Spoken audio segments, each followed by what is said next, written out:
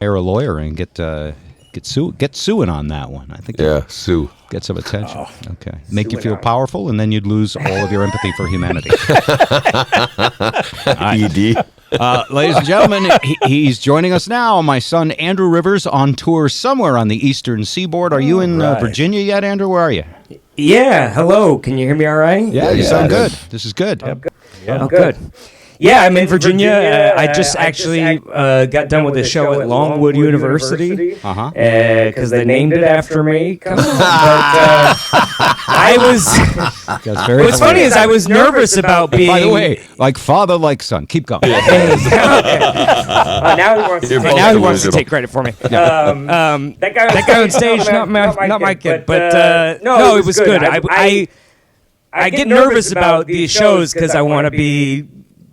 somewhat clean and not necessarily controversial, but it's also a university, so I figure their heads are filled with the right kind of propaganda. So, the show went great, and then afterwards I found out they sell T-shirts that say "My wood goes hard." So the whole school. What's the name of the school again? What is it called? Longwood. Yeah, in Farmville, Virginia, by the way.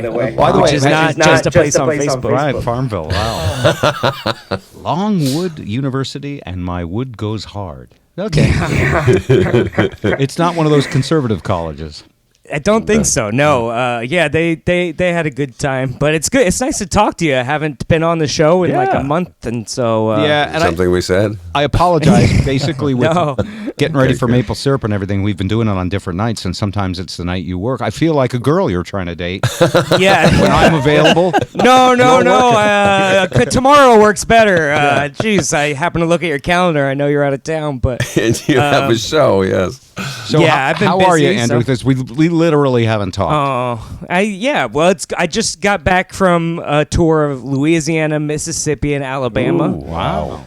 And that was pretty fun. That was a self-produced show. We find these little theaters and stuff like that. So, and I don't usually. Oh yeah, what? Well, with these self-produced shows, just to tell people what it is, because I think it's really innovative that you do this. The old way was to have some agent who took, 10, 15% or whatever, and however much he hid from you, and book you in places and ride around. With the self-produced... There's not much to hide with mine, so it's pretty easy to do the accounting. But with the self-produced, you book the venues, you book your tour, you advertise on Facebook, you sell your own tickets, and it's... I know that you are not going to be an oligarch who invades another country because he's feeling so powerful. But it's much more lucrative for you, right? Yes. Potentially, yes. Yeah. And we also, the downside is we read all the Facebook comments. So everyone's like, you're not funny, you're gay, get out of here. So. That comes with the territory. Yep. Yeah, and it was fun. We had all the shows were really good. I definitely made a few edits to. I'll skip a few vaccine jokes here and there, but in the South, you bet. Oh yeah. Well, what's funny is I'll give you a little behind the scenes. Is like I do one joke that's like, hey, who's vaccinated? Make some noise, and usually it's 75% of the crowd or whatever, and I always point. If I see someone not clapping, or I'll just point into the darkness and I'll go, he's not clapping, get him. I'm from the government, Yeah. And then I realized after two shows, I was like, I have to do that joke backwards, I'd be like, he's vaccinated, get him. I'm from the government. I tracked you here. Just because it was 75% of people not clapping. And it was, it was interesting. Yeah. But, that's so weird. Yeah. Hey, all you people who are vaccinated, let's hear from you. that was when I told my closer too. Same noise, but okay. No, it was a good time, and we partied a little bit. I don't usually like to party, but we accidentally booked the show during a Mardi Gras parade. Oh yeah, sure, it was an accident. I know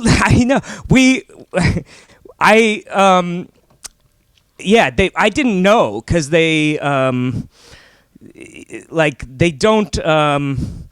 don't what am I trying to say? We Googled it, and Mardi Gras doesn't start until March 1st, but Alabama doesn't even know how to read a calendar. Yeah, so they start celebrating 2 months before. Okay. I believe. And but anyway, it was a crazy. So and this is right after Mardi Gras. They put up their Christmas lights, isn't that right? Yeah. They've only got 2 holidays. Yeah, we went. I woke up at 4 a.m. in an alley, and or Jessica, I can't remember her name actually, but sweet lady. But and we also don't usually do shows on a Sunday, but we thought since last Monday was a holiday, it was President's Day, that we thought we would get a big crowd out, but it was kind of a dud. And then we realized, like, oh yeah, Alabama not huge fans of President Lincoln. You know, not. Well, he was a Republican. I don't know about that. Well, Yeah, they're still upset about the slaves, I think, but they still send kids to school. They give kids the day off on Fat Tuesday for Mardi Gras instead. which was last week, yeah. And I think that's their version of sex ed in the South. They go, we don't want tits in a textbook, but if you throw some beads at a lady on the street, that's perfectly acceptable. Yes. But yeah, it's fun to try different cultures and different cuisines, and we had like a touffee and catfish and po' boys, and it is no wonder Elvis died on the toilet down there. And he was no po' boy. Yeah, and I did notice that like attractive women are all dating really ugly guys down there. Like What's up with that? It doesn't match up very well. Is that because all the guys down there are ugly, or are they good looking? I mean, maybe it could be. They don't believe in vaccines, or they certainly don't believe in lotion. I'm sure about that. But, Moisturizer.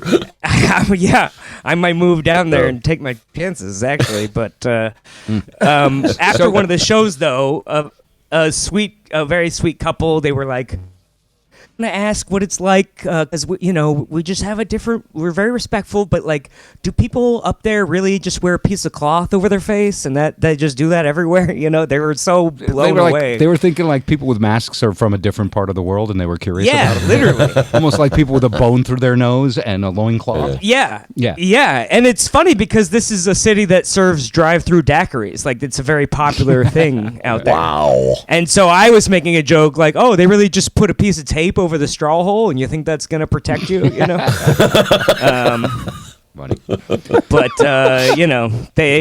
Hey, Andrew, we're running a little low on time, and Spike's here, but before we segue to Spike, I want to ask you, you're traveling, you're on the road, and this whole Ukraine thing is happening, and I know you watch the news a little bit, but maybe you haven't had time to think about it much, but as your old man, I'm just curious. This is the biggest... This will be the biggest war of your lifetime, I hope. That's what I hope and pray for. What are you thinking about it? It doesn't have to be funny, by the way, if you don't have any time. Okay, ooh, what a relief. I wish you would have told me that every podcast. But it's interesting. I hope that more, hot blonde refugees come to America, and Ukrainian ones, thinking about it like a 36 Me and year old. Anastasia are gonna have a good life together. I can provide you security. So you're thinking a potential Russian bride from a refugee or a Ukrainian bride. Yeah. I mean, she'll have low standards. She won't really know, that I'm not a catch, but she'll just be like, he doesn't hit me. This is great. That's what you want. All right. Considering don't be funny. So no. Considering I put you on the spot, that was great. All right, let's welcome Spike to the conversation. Spike O'Neill from Seattle, Washington. How are you, sir? Hey, good, thanks. Hey, I love that Andrew.